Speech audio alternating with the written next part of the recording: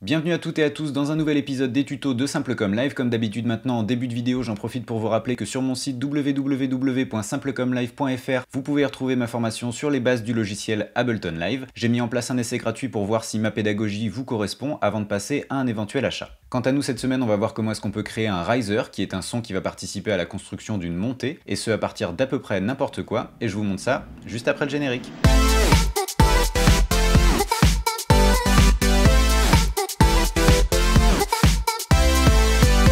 Alors comment est-ce qu'on va s'y prendre pour créer ce riser? Dans un premier temps, on va trouver une boucle audio qui nous correspond, et ensuite on va lui appliquer un effet qui est fourni avec Ableton qui s'appelle le Frequency Shifter.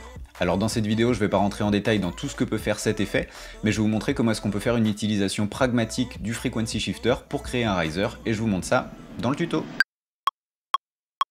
Alors pour créer un effet de riser, on va déjà commencer par trouver un sample audio mélodique qui nous convient. Moi ici j'ai pris un sample de voix que je vous fais écouter tout de suite.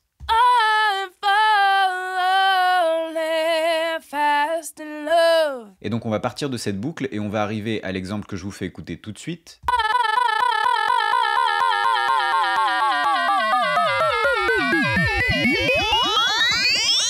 Donc la première étape, ça va consister à créer une boucle assez courte à l'intérieur de notre sample audio.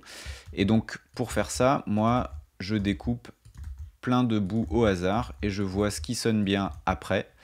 Donc je me débarrasse de tout ce qui est trop grand. Là je pense qu'on a largement de quoi faire. J'écoute ce qui me va bien. Là je vais en prendre un au hasard où j'ai l'impression que visuellement il y a un peu de fluctuation dans le son. J'écoute ce que ça donne. Ouais, ça je pense que ça devrait marcher sans problème. Donc une fois que j'ai fait ça, je m'arrange pour dupliquer cette boucle jusqu'à ce que ça remplisse la longueur nécessaire du riser que j'ai envie de créer. Et on se retrouve maintenant avec un sample qui ressemble à ça. Donc qui n'est pas très intéressant pour nous en l'état, mais on va lui appliquer l'effet Frequency Shifter qu'on va venir prendre dans notre navigateur juste sur la gauche dans notre menu d'Audio Effects. Donc je le glisse sur ma piste. Je vais passer du mode Shift au mode Ring. Et ensuite, je vais venir prendre mon paramètre de fréquence, donc Frequency, et je vais créer une automation en fait, donc qui va commencer en bas et qui va finir en haut. Et à présent, voilà ce que ça nous donne.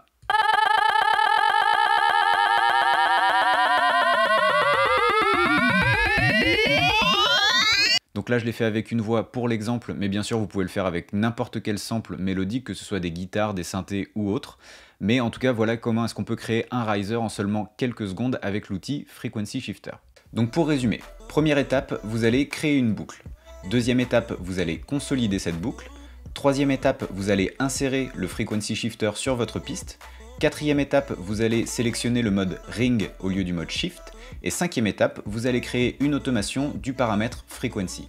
Alors avant de terminer cette vidéo, déjà j'espère qu'elle vous aura plu, j'espère qu'elle vous aura été utile. Si c'est le cas, n'hésitez pas à lâcher un pouce bleu si vous êtes sur YouTube ou un like si vous êtes sur Facebook. Si vous avez la moindre question, n'hésitez pas à la poser dans les commentaires.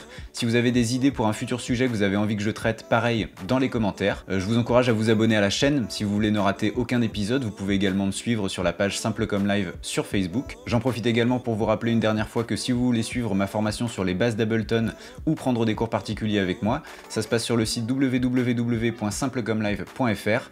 Quant à moi, il me reste plus qu'à vous souhaiter une bonne semaine et à vous dire à dimanche prochain pour un nouvel épisode. Allez, ciao ciao!